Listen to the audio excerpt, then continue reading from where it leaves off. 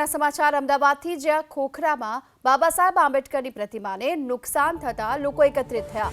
કેકા Shastri college સામે આવેલ doctor Baba Saheb આંબેડકરના સ્ટેચ્યુને નુકસાન પહોંચ્યું છે, જેના કારણે લોકોનું ટોળું એકઠું થયું છે।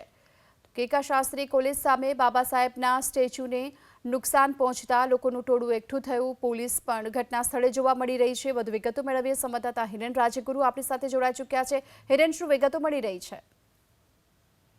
ખોખરામાં કેકા શાસ્ત્રી કોલેજ આવેલી છે અને એની સામે બાબા સાહેબ આંબેડકરની એક પ્રતિમા મૂકવામાં આવેલી છે। એ પ્રતિમાને કોઈ તોફાની તત્વોએ નુકસાન પહોંચાડ્યું છે, જેને લઈ અને અત્યારે લોકો એકત્રિત થયા છે। નુકસાન પહોંચાડનાર લોકોની પોલીસ તાત્કાલિક ધરપકડ કરે એ માગણી સાથે લોકો ત્યાં એકત્રિત થયા છે અને રોડ રોકવાનો એટલે કે ચક્કાજામ કરવાનો પણ પ્રયાસ કરવામાં આવ્યો છે। પોલીસ પણ અત્યારે પહોંચી છે। કોઈ અનિચ્છનીય બનાવ ન બને તેની સાવચેતી લેવા માટે, તેની કાળજી લેવા માટે પોલીસ પણ હાલ ત્યાં પહોંચી છે। જોકે મોડી રાત્રે અથવા તો રાત્રિ દરમિયાન કોઈ તોફાની તત્વોએ આ કૃત્ય કર્યું હોવાનું માનવામાં આવી રહ્યું છે। બાબા સાહેબ આંબેડકરની જે પ્રતિમા છે એને નુકસાન પહોંચાડતા લોકોમાં રોષ જોવા મળી રહ્યો છે।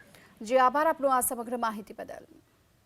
તો હાલ તો અમદાવાદના ખોખરામાં બાબા સાહેબ આંબેડકરની પ્રતિમાને નુકસાન થતા લોકો એકત્રિત થયા હતા। ચક્કાજામનો પણ પ્રયત્ન કર્યો હતો। મોડી રાત્રે કોઈ અસામાજિક તત્વોએ આ પ્રકારે બાબા સાહેબની પ્રતિમાને નુકસાન પહોંચાડ્યાનું અનુમાન છે। જો કે મોટી સંખ્યામાં લોકો એકત્રિત થયા તેનો વિડીયો પણ સામે આવ્યો છે। આ સાથે જ લોકોએ અહીં ચક્કાજામનો પણ પ્રયત્ન કર્યો હતો, જેને જોતા પોલીસ પણ અહીં પહોંચી હતી અને લોકોને સમજાવવા માટેના પ્રયાસો પણ કરવામાં આવ્યા હતા। જો કે મોટી સંખ્યામાં લોકો એકઠા થતાની સાથે અહીં ટ્રાફિક જામ પણ જોવા મળી રહ્યો છે અને હાલમાં તો પોલીસ પણ તપાસ કરી રહી છે કે આખરે આ કૃત્ય કોણે કર્યું।